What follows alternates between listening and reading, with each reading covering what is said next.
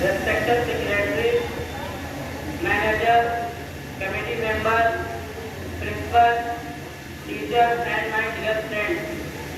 As all of you know that we are gathered here to celebrate Independence Day.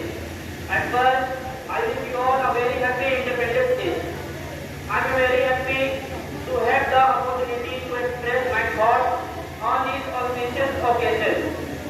This is our 77th Independence Day celebration. Just 76 years ago, we got independent from the British rule. The story of our freedom struggle is very huge. It cannot be described in a day. It is very important for every Indian. 76 years ago, the British ruled India. They came to India on the pretext of trade and gradually took every